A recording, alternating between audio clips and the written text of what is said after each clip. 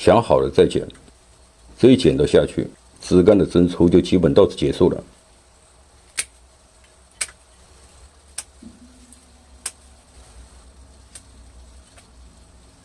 这盆罗汉松不再放养了，上盆养翅膀，对叶进行控养。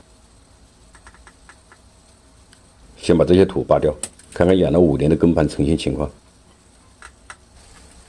罗汉松在初期种养，把主根断掉之后，它的根系是横向生长的。用苇子在种在地里面，它的根也是从上部伸出来。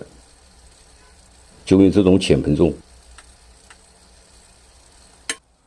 罗汉松最大的特点，除了它的枝干，它的根盘成型比较快。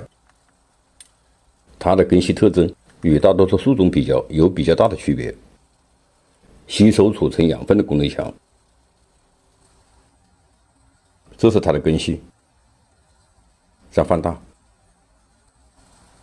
看看这些小颗粒，像念珠一样布满了整个根系。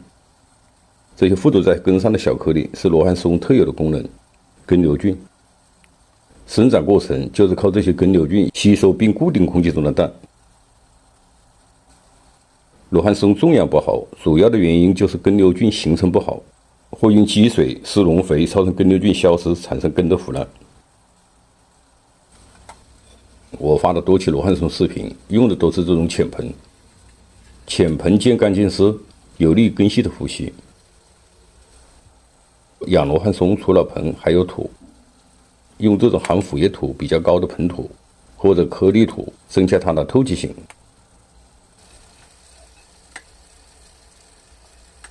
上盆的时候，根系要与土充分接触。像这种压不下去的根，用一节铝丝插进去，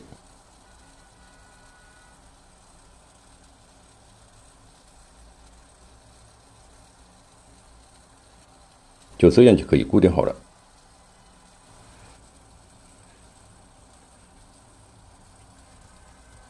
最好是插到父亲土中。这个罗汉松的出枝是朝一面，这个面基本上没有出枝，适合风吹式造型。主干要向后倾斜，干有逆风而立之势，整个树才能形成动感。种的时候要找准重心，盆树合一才能撑紧，像这样就可以了。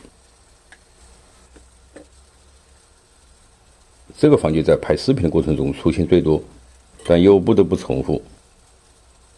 树桩在盆中不加固定，也是造成盆景养不好的一个主要原因。像这样固定好了，根系在萌发过程中就不会产生损伤。了解了罗汉松的种养，往后我们再来讲这盆罗汉松的造型。这是正在愈合的结口，愈合的皮层在凸起，就形成了俗称中的马眼。在盆景的修整中，马眼是对结口不能完全愈合的一种表现手法。结口能完全愈合，当然更加自然。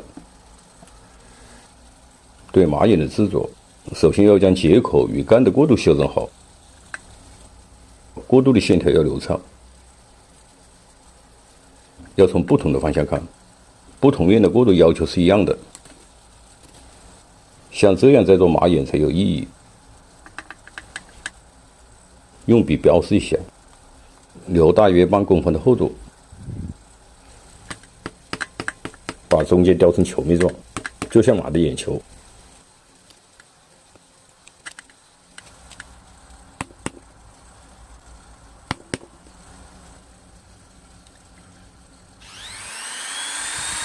雕出一个基本的轮廓，打磨。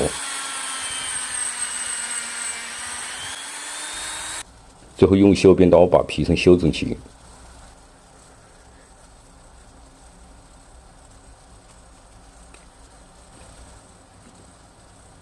对树桩结口这种马眼的制作，在树桩生长旺盛时，5至7月就可以操作。形成完整的马眼大约需要2年左右。喜欢动手的朋友可以试试。像这种修整结口的方法，以后在盆景的造型过程中都是要用到的。愈合剂干的时候再贴上锡箔纸，这样愈合会更好。这是用了1年的时间。树干修整好了，再把枝盘修剪出来。罗汉松在生长季节，修剪后10天左右就可以发出新芽。车子要尽量的剪短，留1到2人叶。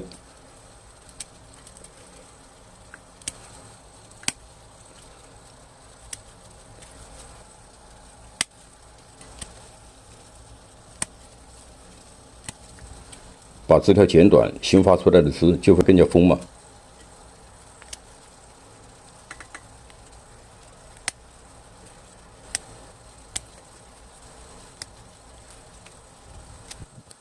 干山盆要多去掉一些老叶，减少它的蒸发量。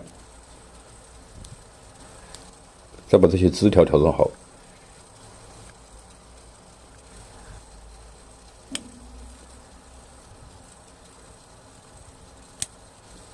还需要蓄养的枝条就不要剪了。这个顶再把它培养出来，有点格格不入，干脆来点痛快的。反切1刀，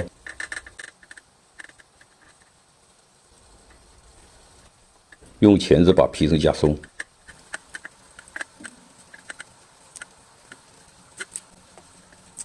这样就可以把皮轻松去掉。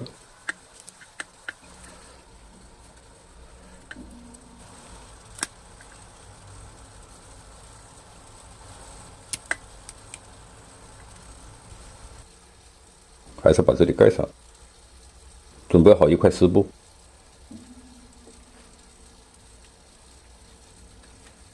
用钳子夹住要弯曲的部位，进行加热。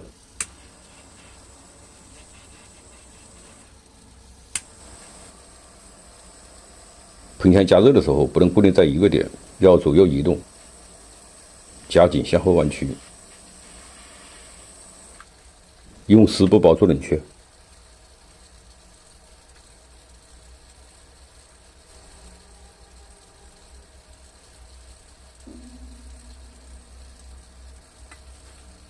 这样型就定好了，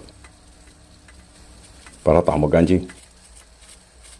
过去用竹竿钓鱼的人都应该知道这种加工方法。放在半阴的地方养，半个月左右就可以恢复。这个地方还要加工一下。我是产学农场，感谢您的收看，下期见。